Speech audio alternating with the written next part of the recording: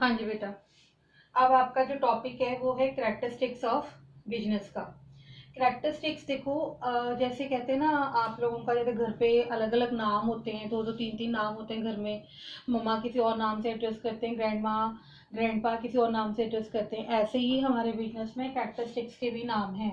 हाँ जी, वो क्या नाम है? First one is your features and second one is your attributes. तो पेपर में कुछ भी आ जाए कि what are the attributes of business, what are the features of business, या what are the characteristics of business, तीनों का मतलब क्या है बेटा? सेम है। तो कंफ्यूज नहीं होना। इन चीज़ों को आपने अपनी कॉपी के ऊपर या जहाँ पर अगर आपने बुक्स परचेज कर ली हैं, मैंने पहले भी बोला था, दोबारा फिर बोल रही हूँ कि जब आप मेरा वीडियो सुनते हैं तो आप अपने पास कॉपी पेन पेंसिल रखें। समझ आ गया? तो जो भी कहीं इंपॉर्टेंट पॉइंट होता है उसको प्लीज आपके साथ अपनी क्या पेन, बुक के ऊपर पेन नहीं चलाएं, बुक के ऊपर अपना पेंसिल यूज करें, कि आप वहीं पर साथ के साथ उसको नोट डाउन कर लें कि मैम ने ये चीज हमें यहाँ पर समझाई थी, ताकि आपको जब आप फाइनल एग्जाम की तैयारी करें या ऐसे 1 के एग्जाम की तैयारी करें तो वहां पर आपको ये डिफिकल्टी ना आए। तो हाँ जी बेटा, सबसे पहला इसमें फीचर, एक बात और सुनो, मीनिंग और डेफिनेशन से ही फीचर्स के कई सारे पॉइंट्स डिराइव हो जाएंगे। कैसे? सबसे पहला पॉइंट है business as an economic activity. As an economic activity. Business को इकोनॉमिक एक्टिविटी क्यों कहा जाता है? आप सभी को पता है बिजनेस क्या है। हाँ जी, क्या है बेटा? इसमें हम उन सेल एंड गुड्स को, परचेज को इंक्लूड करते हैं हुज पर्पस, जहाँ पे किसका इंटेंशन होता है बेटा? मनी। मतलब कि इसमें हम सिर्फ कौन से ट्रांजेक्शन्स को रिकॉर्ड करते हैं? मनी ट्रांजेक्शन्स को रिकॉर्ड करते हैं। समझ आ गया? फॉर एग्जाम्पल, जैसे मान लो आपके मम्मा घर पर आपके लिए खाना बना रहे हैं, तो वो बिजनेस का पार्ट नहीं है। लेकिन अगर आप जो खाना बना रहे हो उसको आप सेल कर रहे हो मार्केट के अंदर in the form of restaurant, right बेटा? तो वो बिजनेस का पार्ट होगा, क्योंकि सेल करने पर आपके पास क्या आएगी? मनी आएगी, और वो बिजनेस का पार्ट माना जाएगा। और जब मनी आ रहा है तो वो किसको डिराइव हो रहा है बेटा? आपका इकोनॉमिक को हो रहा है। तो सिर्फ यही पॉइंट यहाँ पर शो करने हैं। एक बात और सुनिए बेटा, जब भी आपने फीचर्स के पॉइंट लिखने हैं या कभी भी हम इस तरह के पॉइंट्स लिखेंगे तो example should be must. Example देना मत भूलिएगा। एग्जाम्पल आपने देना ही देना है। एग्जाम्पल जरूरी नहीं कि जो मैंने बोला है वो आप दें। आप कोई भी एग्जाम्पल मतलब कि उठा सकते हो, डेली लाइफ से उठा सकते हो, करंट एग्जाम्पल उठा सकते हो। समझ आना चाहिए, बस आपने ये ध्यान रखना है कि उठाना वो एग्जाम्पल है जिसमें मनी इंडिकेट हो रहा हो। हाँ जी, क्लियर हो गया? फॉर एग्जाम्पल, शॉपकीपर है, सेल एंड गुड परचेज कर रहा है, वो भी आपका किसका पार्ट माना जाएगा? बिजनेस का, इकोनॉमिक एक्टिविटी का पार्ट माना जाएगा। सेकेंड पॉइंट आपका आता है बेटा production and procurement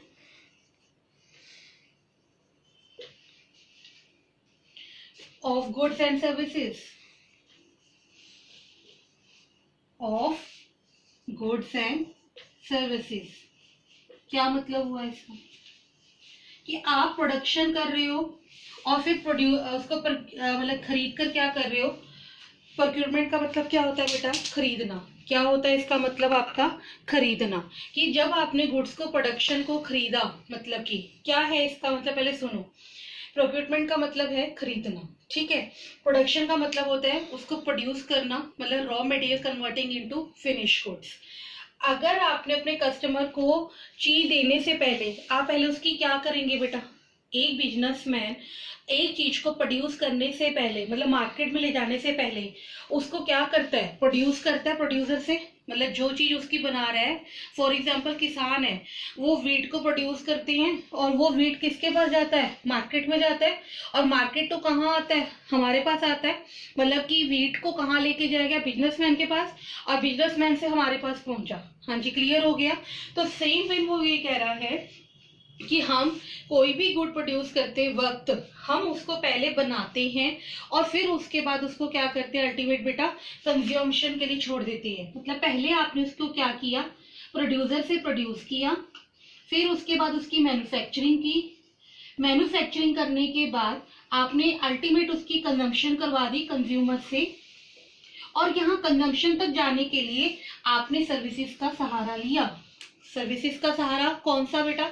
like transport भी हो सकता है, लाइक कम्युनिकेशन चैनल भी हो सकता है, कोई आपका बैंकिंग भी हो सकता है, वेयर हाउसिंग सेक्टर भी हो सकता है।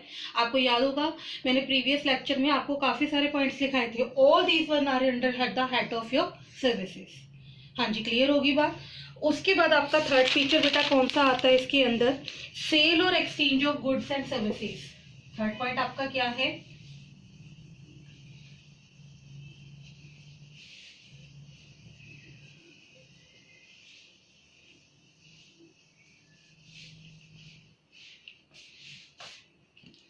थर्ड पॉइंट इसमें आएगा आपका सेल और एक्सचेंज ऑफ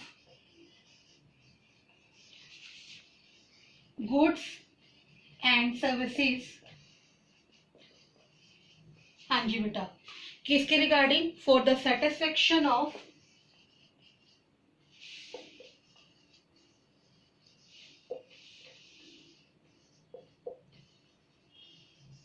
ह्यूमन नीड्स।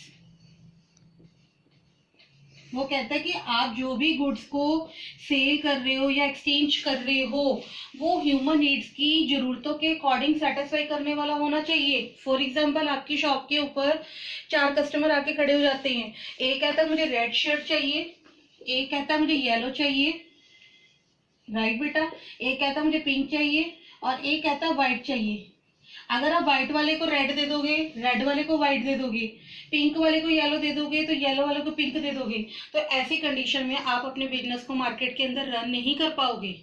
आपको कस्टमर के टेस्ट के अकॉर्डिंग, उसकी जरूरतों के अकॉर्डिंग जब आप उन्हें गुड्स को एक्सचेंज करवाते हो, उनको सर्विसेज प्रोवाइड करते हो, तभी आपका बिजनेस मार्केट में रन करता है। तो that's why it is a feature of your business.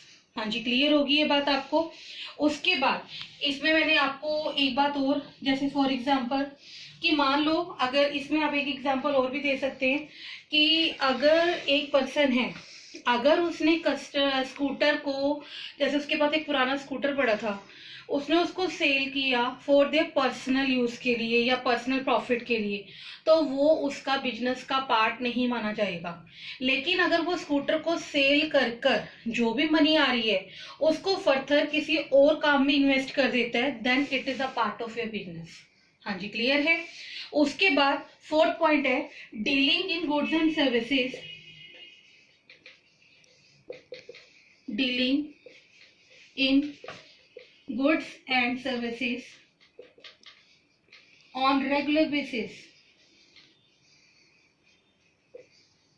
कि भाई जब आपने अपनी ट्रांजैक्शंस करनी है उसमें क्या मस्ट होना जरूरी है बेटा? आपका रेगुलरिटी होनी जरूरी है। ये नहीं आज एक दिन बिजनेस स्टार्ट किया, 4 बेडशीट्स का काम स्टार्ट किया या कोई भी छोटा सा काम स्टार्ट किया और अगले दिन उसको स्टॉप कर दिया। No, single transaction entry is not the part of your business. Business को लॉन्ग टर्म में सर्वाइव करने के लिए आपको रेगुलरिटी करनी पड़ेगी। Regular should be must in your business. Okay, उसके बाद फिफ्थ पॉइंट आपका आता है बेटा यहाँ पे profit earning.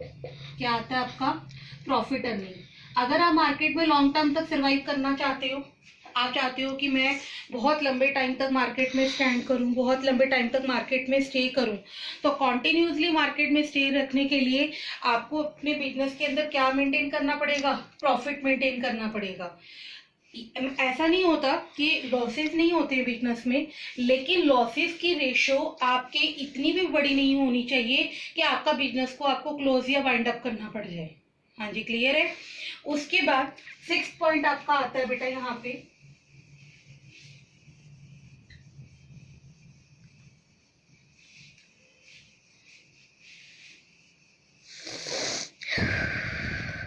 Uncertainty of return. 6th point आपका क्या आता है बेटा? अनसर्टेनिटी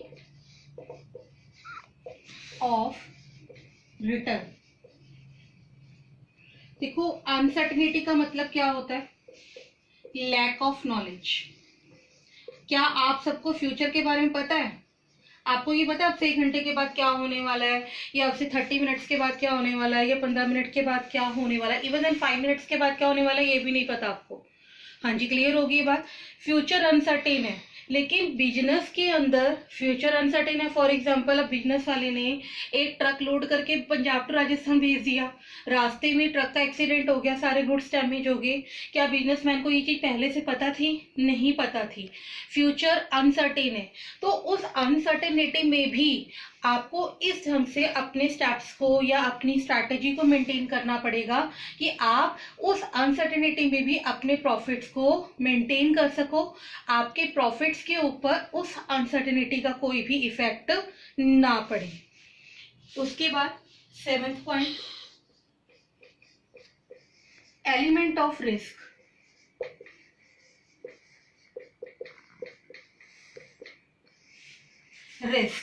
रिस्क क्या मतलब क्या है? हमारे बिजनेस स्लोगों में एक लाइन बोली जाती है कि अगर एक बिजनेसमैन को टॉप पे जाना है तो उसको बहुत सारे रिस्क को फेस करना पड़ेगा। अगर वो रिस्क को, चैलेंजेस को एक्सेप्ट नहीं करता तो वो मार्केट में लाई नहीं कर सकता। क्यों? क्योंकि एक प्रोडक्ट के कॉम्पिटिटर मार्केट में बहुत सारे हैं। फॉर एग्जाम्पल, आप सॉफ्ट ड्रिंक्स पीते हो, like Pepsi, coca cola, etcetera etcetera. तो अगर आप सॉफ्ट ड्रिंक्स इतनी सारी पीते हो, तो अगर आप पेप्सी को मार्केट में स्टे करना है या कोको कोला को मार्केट में स्टे करना है, तो आपको रिस्क को स्टेबल करना पड़ेगा। उनके साथ अपने आप को, अपने प्रोडक्ट में बेटर चीजें देनी पड़ेंगी। लेकिन कई बार क्या होता है, इतना कुछ होने के बाद भी कई सारी प्रॉब्लम्स आ जाती है बिजनेस में। जैसे फॉर एग्जाम्पल, फैशन हो गया, ट्रेंड्स आ गए, डे बाय डे ट्रेंड्स सुनते हैं, कंपनी में स्ट्राइक हो गई, लॉकआउट हो गया कंपनी के अंदर, ठीक है, लॉकआउट हो गया बेटा। और क्या एग्जांपल्स दूं मैं आपको इसके अंदर? थेफ्ट हो गई, चोरी हो गई, और भी बहुत सारे रीजंस हैं आपकी बुक में, एक्सेट्रा। इस कंडीशन में आपके बिजनेस को क्या होने लग जाता है बेटा? रिस्क होने लग जाता है कि भाई कल अगर मैं अपना बिजनेस और एक्सपेंड करूंगा तो कहीं मुझे ये प्रॉब्लम्स तो नहीं आएंगी। आपको इन रिस्क को फेस करना पड़ेगा अगर आपको फ्यूचर में रन करना है। तो बिजनेस हमें सिखाता है कि हमने इन रिस्क को फेस करने की कैपेसिटी होनी चाहिए। हमें अपने बिजनेस को इतनी स्टेबिलिटी से क्रॉसिंग करना है कि we have to earn maximum to maximum profit. हाँ जी, क्लियर हो गया? ये थे बेटा आपके सारे फीचर्स के पॉइंट्स। हाँ जी, क्लियर हो गया? अब एक बात और सुनिए, मैंने यहाँ पर 7 पॉइंट्स लिखे हैं, 6-7 पॉइंट्स लिखे हैं यहाँ पर। आप और भी पॉइंट्स अपनी तरफ से बना सकते हैं, जरूरी नहीं कि यही 7 पॉइंट। एक बात ध्यान रखना, आप जो हेडर बना रहे हो और जो उसके अंदर मटेरियल लिख रहे हो, लाइंस लिख रहे हो, वो उस हेडर के अकॉर्डिंग मैच करना चाहिए। आप कोई भी पॉइंट लिखो, लेकिन वो आपके क्वेश्चन के अप टू द मार्क होना चाहिए। चाहे आप अपना बना के भी लिख सकते हो। हाँ जी, क्लियर होगी ये बात? हाँ जी, कंसेप्ट क्लियर है? तो बेटा आज के लिए सिर्फ इतना ही होमवर्क है आपका कि definition and characteristics of business, ये आपका टॉपिक यहाँ रहेगा। और आज मैं आपको होमवर्क में एक क्वेश्चन डिराइव करके भेज रही हूँ। आपको उसका आंसर अपने आप प्रीवियस टॉपिक और करंट टॉपिक को पढ़कर फिर उसमें से क्वेश्चन डिराइव होगा, उसको आपने अपनी फेयर कॉपी में मेंटेन करना है। तो please watch that question after watching this video. Okay, thank you.